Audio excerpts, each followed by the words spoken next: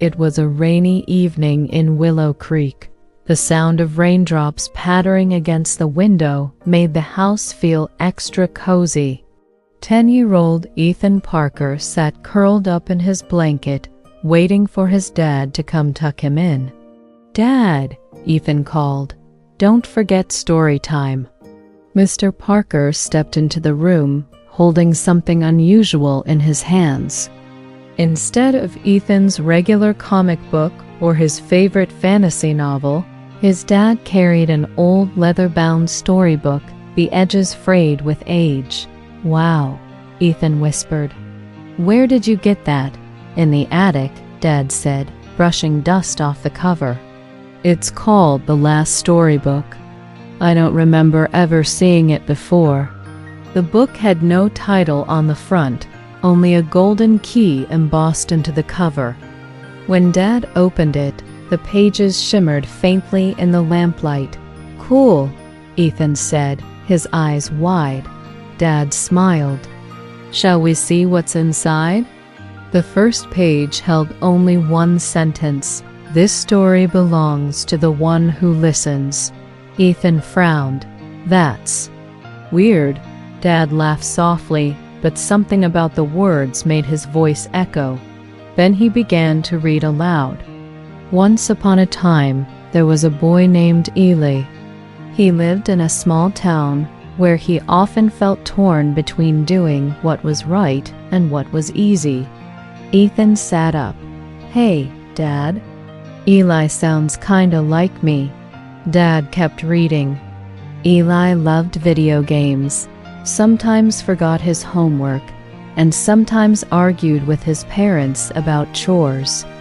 Ethan's eyes widened with every word. "That's literally my life," Ethan whispered. Dad paused. "It is a little strange, huh? But maybe it's just coincidence." Ethan wasn't so sure. The story went on.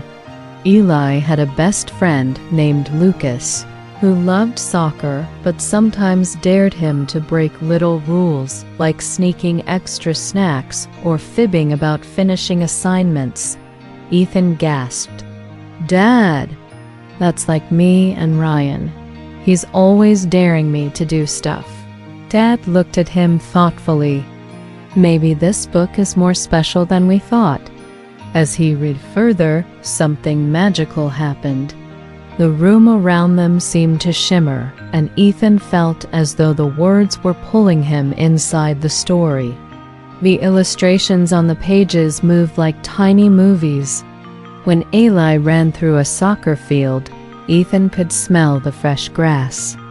When Eli argued with his mom, Ethan felt the tight knot of guilt in his stomach. "This is creepy," Ethan muttered, but he couldn't look away. The story soon reached a moment where Eli faced a decision. Eli's teacher asked if anyone had forgotten to finish their homework. Eli had two choices: admit the truth and face the consequence, or stay silent and hope no one noticed. Ethan gulped. "That's just like what happened to me last week." In real life, Ethan had stayed silent. His teacher never noticed, but he'd felt guilty all day. "What did Eli do?" Ethan asked quickly. Dad turned the page. The story split into two paths, one where Eli confessed, one where he didn't. Each path showed what would happen next. Ethan stared at the glowing words. "It's like the book is showing me my choices. And what comes after?" Every chapter mirrored Ethan's real struggles: chores, honesty, kindness, friendship. Sometimes the book showed a good outcome. Sometimes it showed what could go wrong if Eli chose poorly. Ethan began to feel uneasy. "Dad, do you think this book is magic?" Dad closed the book halfway. "Maybe. Or maybe it's just teaching lessons in a very powerful way. But either way, Ethan, do you see what it's trying to tell you?" "That my choices matter," Ethan said quietly. Dad nodded. Suddenly, the pages flipped wildly on their own, as though caught in a storm. The illustrations grew darker.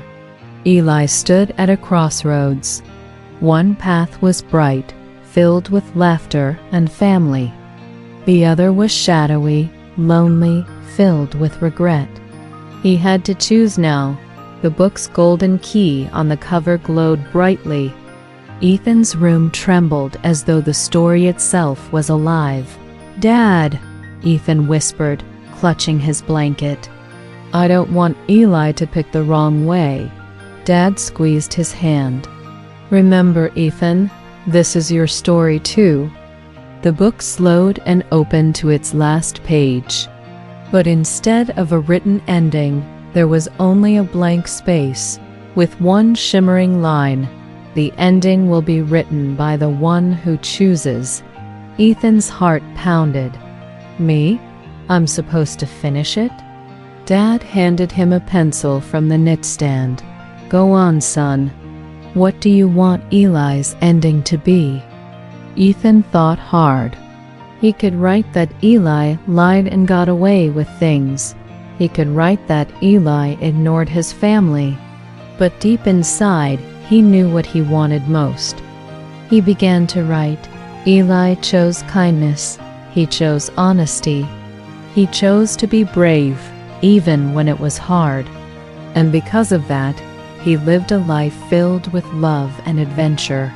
As the words appeared, the book glowed brighter and brighter. Then, with a gentle flash, the story sealed itself shut. Ethan sat back, trembling. "Did I just change the story?" Dad smiled proudly. "No, Ethan, you didn't just change the story. You changed yourself." The book stopped glowing and turned into an ordinary, closed volume. On its cover, the golden key faded only to be replaced with Ethan's name in small, glowing letters. "Whoa," Ethan whispered. "It has my name now." Dad hugged him. "Because you wrote your own ending. That's what life is, Ethan. Every day is a page. Every choice writes the story of who you become."